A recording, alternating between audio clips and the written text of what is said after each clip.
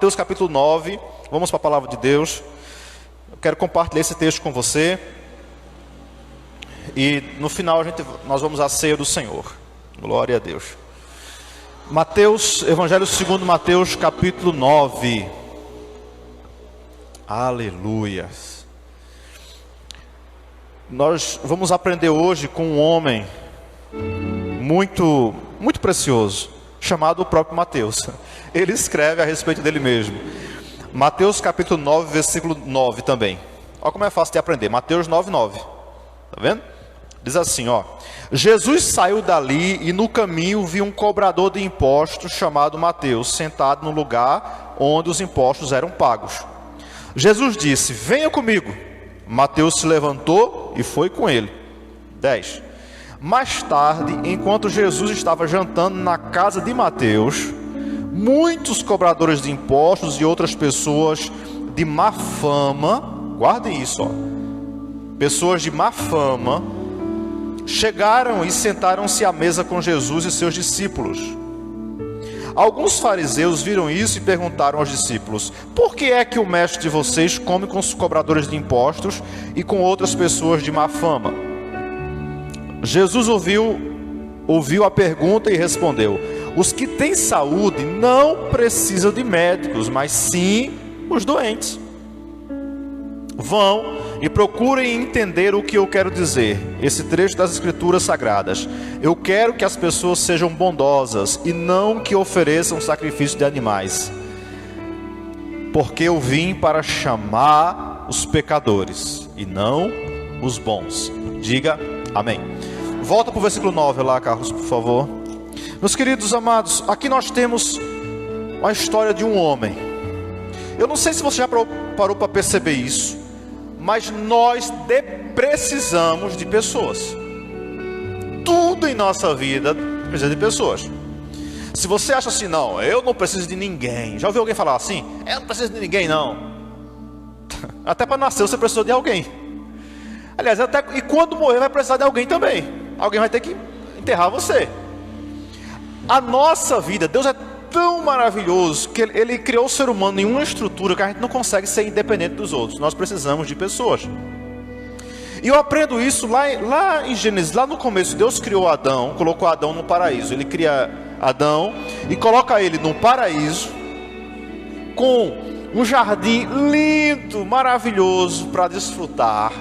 Olha, gente, Adão ele trabalhava, ele cuidava do jardim, botava nome na bicharada, ele botou nome nos bichos tudinho. Isso leva tempo, hein? Era muito bicho. E pode ver que ele acertou tudinho. Adão botou o nome da vaca, vaca.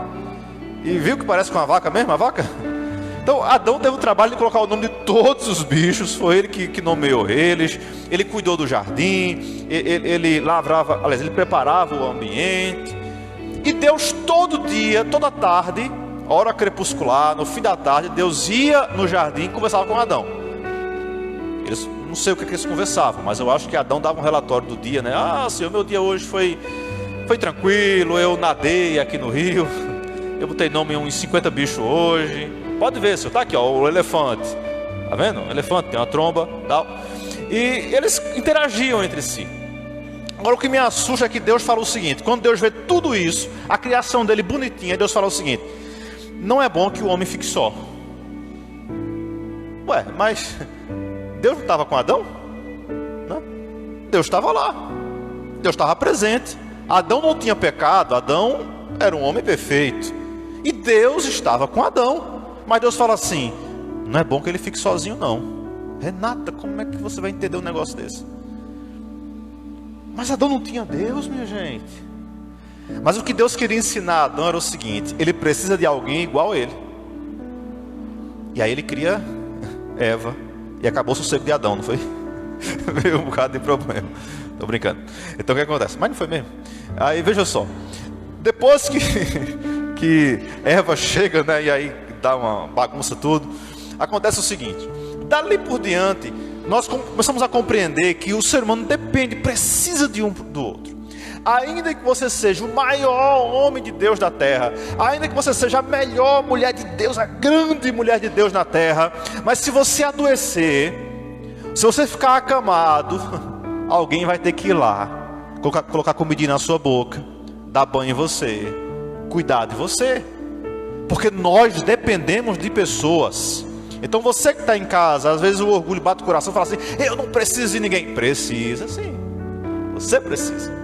O próprio Jesus, quando esteve aqui na terra, acho interessante isso, mesmo ele sendo Deus, ele precisou de pessoas para muita coisa. Ele precisou de gente para nascer. Ele não saiu do nada. Ele precisou de uma mulher para nascer por ela. Precisou de um pai para cuidar dele na infância. Precisou de pessoas para o instruírem na sua infância. Ele precisou, agora quando ele começou o ministério dele, ele também precisou de pessoas. Ele passou a noite orando, Vaval, a noite inteira orando. E a Bíblia fala que ele acordou de manhãzinha assim e falou assim: agora é agora. E ele saiu na beira do mar. Jesus gostava de caminhar na praia, viu? É chique, né? Ele saiu na beira do mar e encontrou um homem chamado Simão. Ele havia pescado a noite inteira e não pegou nada. Ele encontra Simão e ele fala assim: venham, sigam-me e eu vou fazer de vocês pescadores de homens. Eles largam tudo, Simão e o irmão dele, e seguem Jesus. Mas adiante ele encontra mais dois. Ele: vem, segue-me. A Bíblia fala que eles deixaram tudo, eles estavam consertando redes. Eles deixam tudo e seguem Jesus. Até ali nós temos 4. Depois vieram mais outros. Só que Mateus ele entra depois, porque no capítulo 5, Jesus sobe, vai para o monte e prega o famoso Sermão do Monte. Quando acaba o Sermão do Monte, ele desce e vai caminhando pelas ruas e encontra, ele passa na rua da chamada coletoria, uma rua naquela época onde ficavam os chamados cobradores de impostos. Você lembra que aquela região que Jesus viveu era, vou usar a palavra escravizado, por Roma, pelo poderoso Império Romano. Então eles pagavam imposto para Roma. E se tinha uma figura detestada naquele tempo, eram os cobradores de impostos. Até hoje são, né? Não é ruim pagar imposto, né? É ruim. Imagina, você chegou a conta de água essa semana lá em casa, quase que eu desmaio, né? Eu 100% de taxa, né, em cima da conta. Então é ruim pagar imposto, pagar taxas é ruim. Então as pessoas detestavam cobradores de impostos, porque eles eram judeus, mas que trabalhavam para Roma. E o que mais odiava era isso, era o fato deles não serem romanos. Eles eram judeus, eram do povo de Deus, mas trabalhavam, tinha carteira assinada por César, pelo imperador romano. Isso deixava o povo irado e com muita raiva deles. Pois é, Jesus está passando na coletoria e a tradição diz que era pelo menos 70 a 80 cobradores de impostos na mesma rua. Interessante que ele vai passando e ele para justamente na frente da mesinha de um homem chamado Levi. Ele não usava crachá, ele não tinha nome exposto, era uma profissão muito perigosa, então eles ficavam quase que no anonimato. Mas o susto, eu entendo aqui o susto que Mateus teve, porque Jesus está passando em meio a muitas mesinhas ali, e ele para justamente em frente à mesa de Mateus e fala assim: ei Mateus, vem, segue-me. O primeiro susto de Mateus foi saber: como é que esse cara sabe o meu nome? Como é que ele conhece o meu nome? E ele se levanta, o texto fala aqui, que ele se levanta e vai. Deixou para trás a mesa, o dinheiro, os impostos que ele havia arrecadado, e ele segue Jesus. Eu acho muito interessante isso, porque a experiência que Mateus teve me ensina algumas coisas muito interessantes. A primeira lição que eu aprendo nesse versículo 9 é que Deus ele trata com pessoas individualmente. Deus trata no coletivo, com a nação, com a cidade, mas ele trata com pessoas. Aqui ele não está vendo apenas algumas dezenas de pessoas, ele está vendo você. Quando Deus ouve o louvor que está sendo entoado na igreja, ele não está ouvindo só no coletivo, ele está ouvindo você. Ele sabe o que sai da sua boca. Tanto é que Deus ele é tão inteligente que ele criou o ser humano único. Você sabe disso, não tem ninguém igual a você nesse mundo. Pode ter parecido, né? Mas igual não tem. a sua digital é única, a sua tonalidade vocal é única, as batidas do seu coração têm um ritmo único. Deus conhece a sua voz, Deus conhece as batidas do seu coração, Deus conhece a sua digital. Ele fez você o único nessa terra, então Ele tem planos para você. Amém? Até aí? Entenderam? Então qual é a falha do ser humano? É quando ele tenta viver uma vida que não é para ele. O que Deus mais anseia de você é que você viva o que Ele preparou para você. Quando Deus criou Antônio, Deus o capacitou com dons especiais. E como é que Antônio pode agradar a Deus? Vivendo, sendo Antônio. Porque quando a gente tenta ser outra pessoa, viver a vida de outra pessoa, a gente se perde no caminho. Eu sei que tem pessoas que inspiram a gente, mas nunca eu posso viver uma vida que não é para mim. Vocês conhecem já essa história, não conhecem? Eu ouvi falar em inveja. Todo invejoso, ele quer ser o que o outro é, mas não quer fazer o que o outro fez. Ele quer chegar onde o outro chegou, mas não tem coragem de fazer o que o outro fez para chegar lá. Então é mais fácil invejar. Já viram gente que imita outras pessoas? Não é imitar assim numa comédia, não. Ela tenta ser igual ao outro. Teve um tempo que no meio dos crentes apareceu um monte de gente, de cantor, que cantava, você dizia, é clone, né? Clonaram esses cantores, tudo parecido um com o outro. As pessoas esqueceram que elas têm identidade própria. Até as faltas de ajuste que nós temos, na verdade, Deus nos usa a partir dessas habilidades que nós temos. Você não precisa ser outra pessoa, você basta ser você mesmo. Deus criou você para ser você. Você pode se inspirar em outras pessoas, pode se espelhar. Agora, pelo amor de Deus, se vai se inspirar em alguém, se inspira nos melhores. Porque tem gente que gosta de imitar o pior dos outros, né? Não, eu tenho que tentar, eu tenho que me espelhar em gente melhor do que eu, em gente que está num nível acima. Porque se eu for me inspirar em gente que está um nível abaixo, eu vou desandar. Então, o que é que eu vou fazer? Eu vou fazer isso aqui. Então, peraí, eu vou procurar exemplos, eu vou estudar sobre gente que já chegou aonde eu quero chegar, porque aí eu vou entender o processo até chegar lá. Não preciso, de fato, imitá-lo, mas eu posso me inspirar, porque, gente, a nossa vida tem que inspirar pessoas. No mundo só tem dois tipos de gente: aqueles que influenciam e aqueles que são influenciados. Você é do tipo que influencia, ou você é influenciado por tudo que você... É aquela pessoa que é igual um calango, né? Ela sai se adaptando ao local. Quando ela passa, ela sai mudando de acordo com o ambiente. Não, Deus tem uma vida própria para você. Seja você. A melhor coisa que Antoniel pode ser é ser Antoniel, do jeitinho dele. Mesmo que Carla fique braba. Mas eu sou Antoniel, sou assim. Mas eu queria tanto ser igual àquela modelo lá. Já perceberam como as pessoas ficam assim loucas quando tentam ser outras? A gente corre para tentar mudar, para ser igual àquela pessoa, para o cabelo ficar igual, para o corpo ficar igual. E eu ouvi de uma mulher, não foi nenhum homem que falou isso, uma mulher falando sobre isso. Ela falou: minha gente, mulheres, não se desesperem com esse modelo que o povo inventou, que as criaturas inventaram, porque quem criou aqueles modelos da televisão nem de mulher gosta, uma boa parte deles. E você fica desesperado aí. Não, tem que ser igual fulano, igual fulano. Não, seja você, minha gente, pelo amor de Deus. Deus chamou você para ser você. Amém, gente? Para de querer ser outras pessoas. Toda vez que você tenta imitar alguém, dá errado. Eu vou fazer igual fulano. Sabe por que dá errado? Porque Deus, ele tem planos originais para cada um. Alguém perguntou o seguinte: pastor, vamos, e se a gente conseguir aí uns patrocinadores e aumentar o tempo no rádio de 1 minuto para 1 hora? Eu disse: eu vou falar o que em 1 hora?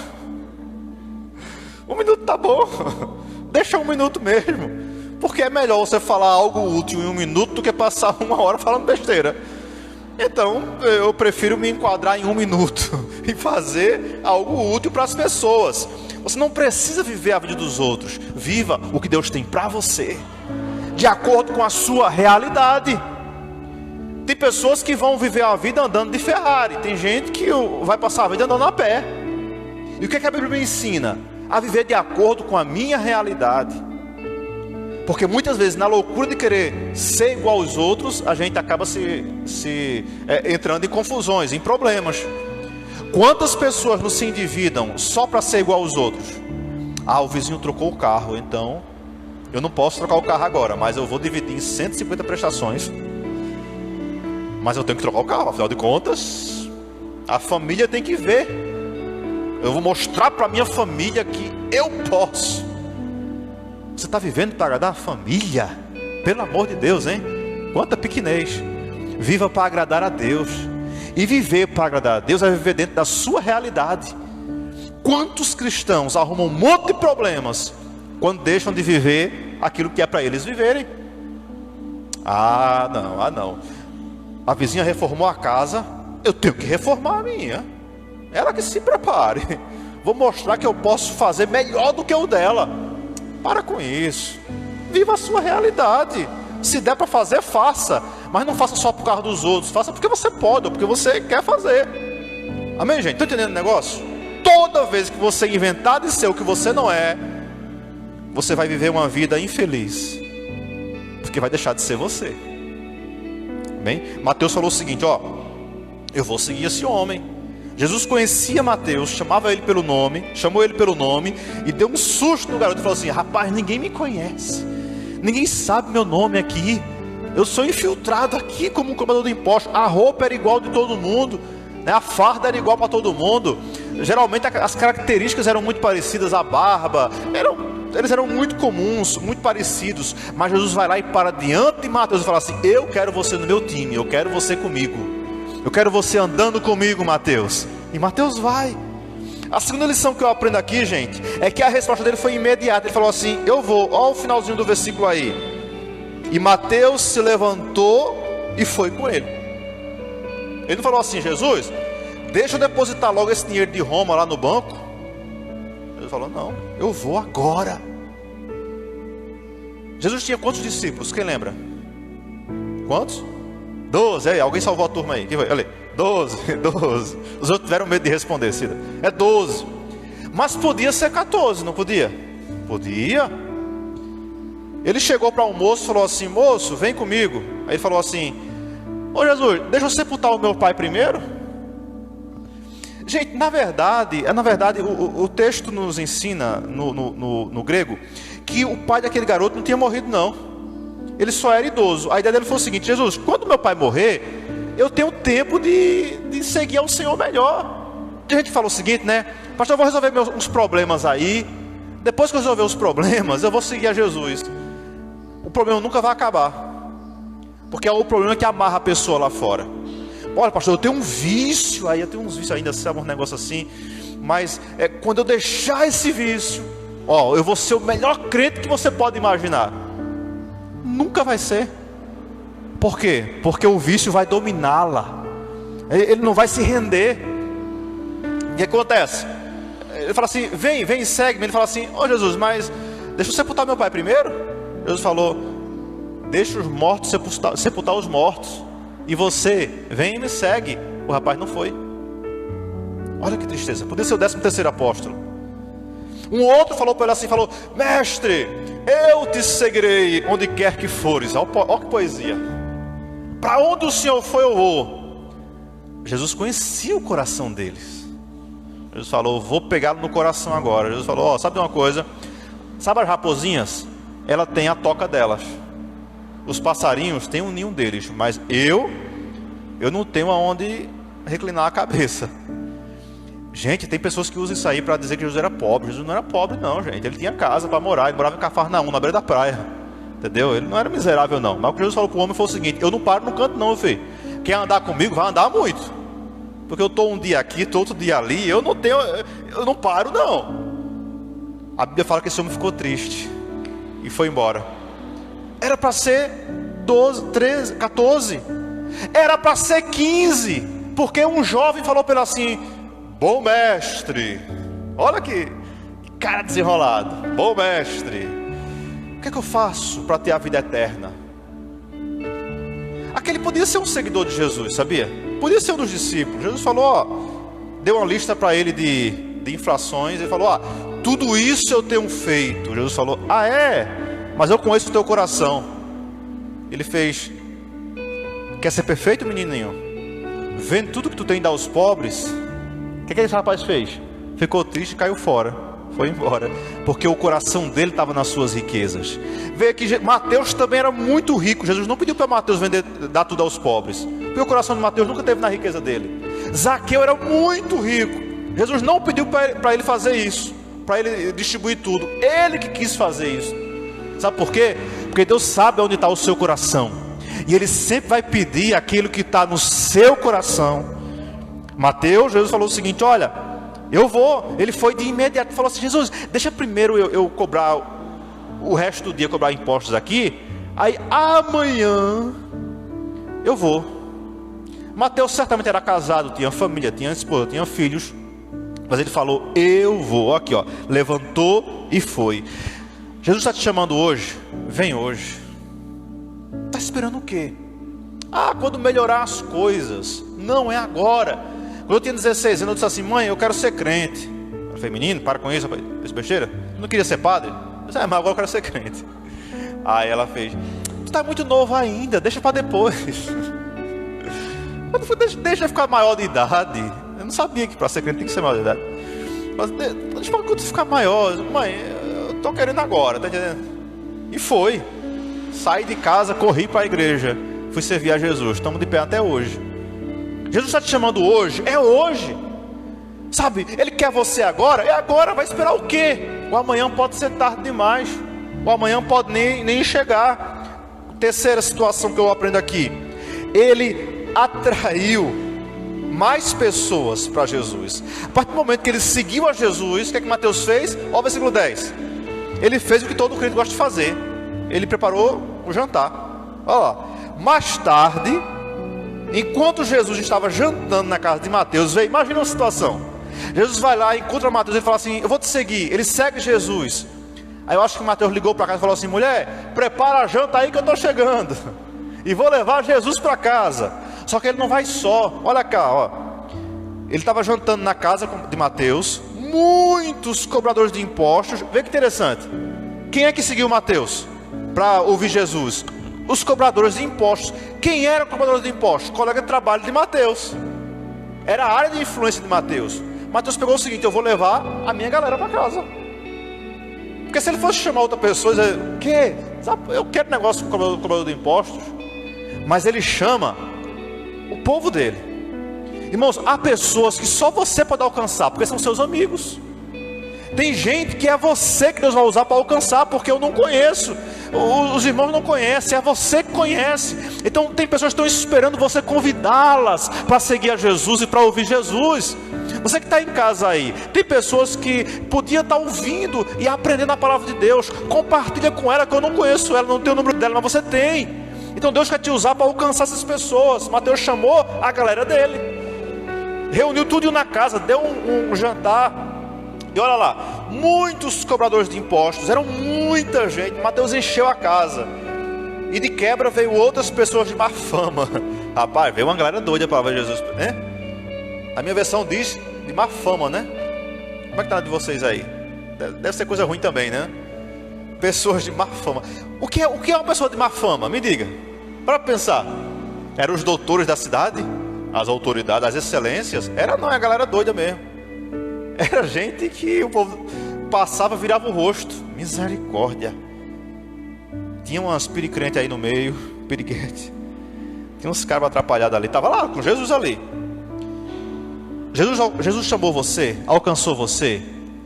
Nós temos a obrigação de alcançar pessoas próximas a gente. Deus não salvou você para você ir para o céu sozinho. Tem pessoas próximas de você que Ele quer usar para levá-las até Jesus. Amém, gente? Então trate de falar de Jesus para as pessoas. E tem muita forma de fazer isso.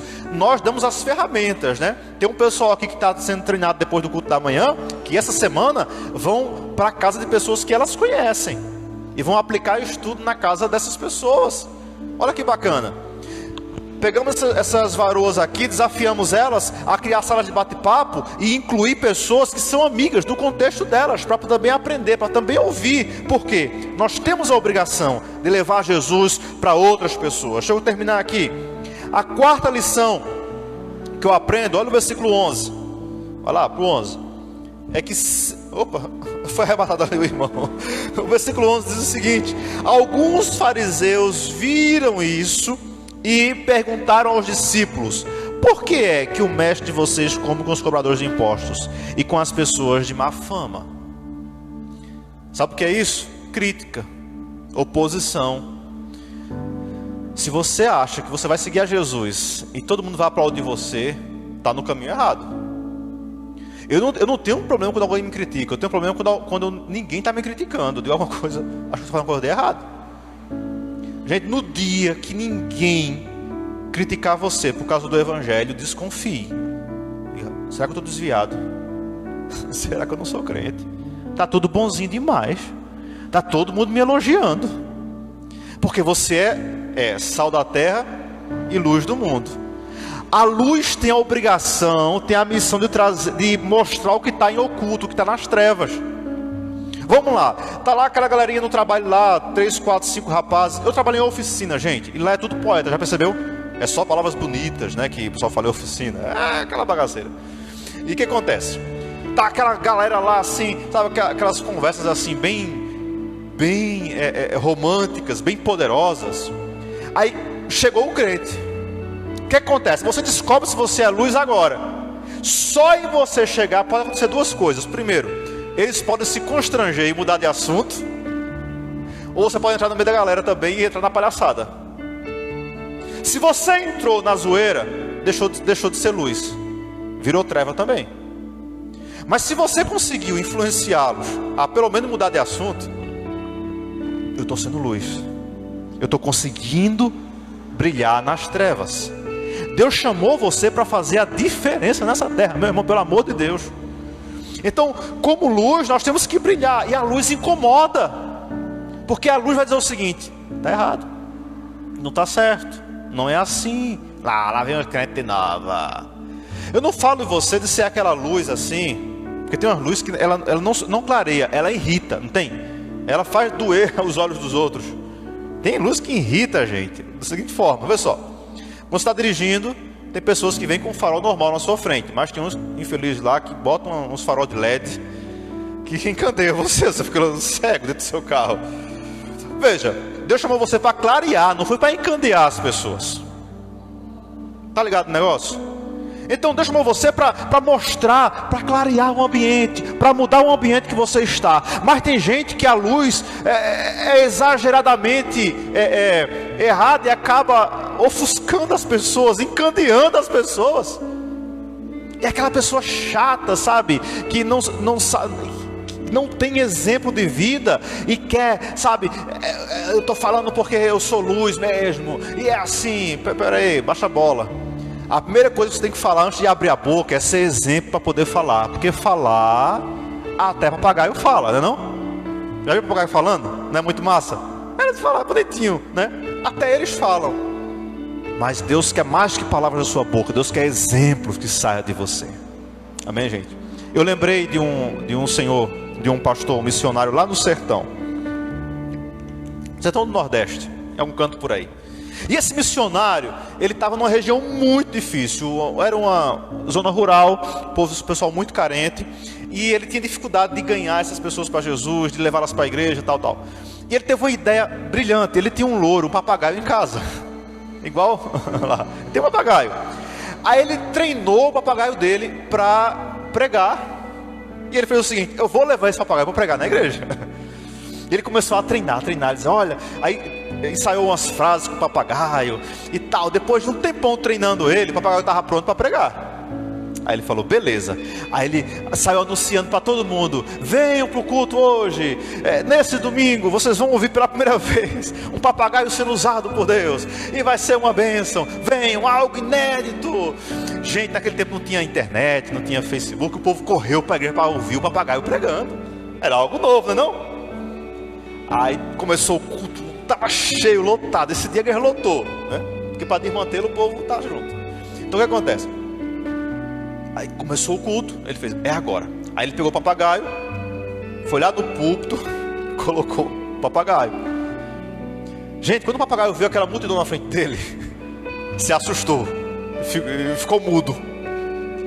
E ele começou, vai papagaio, fala. Deu um tapinha no papagaio, fala papagaio. O papagaio lá, mudo.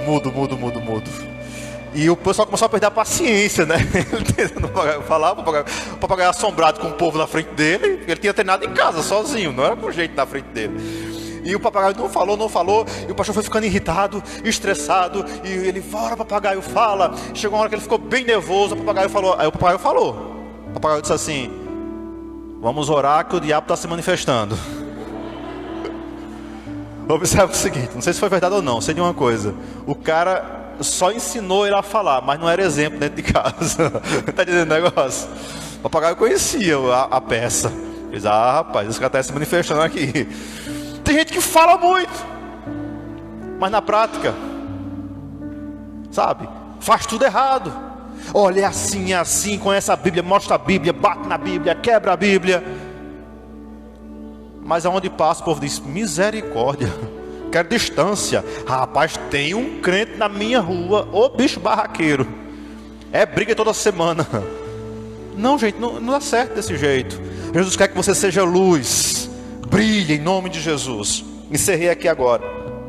Em último lugar, versículo 12 nos ensina o seguinte: quem precisa de médico são os doentes. Os doentes precisam de médicos. Deus falou muito comigo nesse texto, porque às vezes a gente perde muito tempo tentando medicar quem já está curado. A gente fica lá tentando passar esparadrapo onde não tem ferida. Isso é ruim, sabia? Talvez você é crente, você é servo de Deus, você pode estar passando por isso. Fica tentando medicar quem não precisa de medicação. É loucura. Aí fica metendo esparadrapo nos outros, quer passar metiolate onde não tem ferida.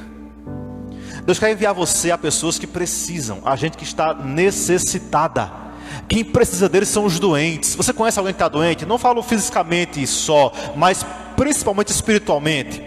Tem muita gente da sua linha de influência que precisa que quer ouvir o que você tem para ensinar. Elas querem ouvir Jesus. Elas querem ouvir a respeito de Jesus. E Ele quer usar você para fazer isso. Amém?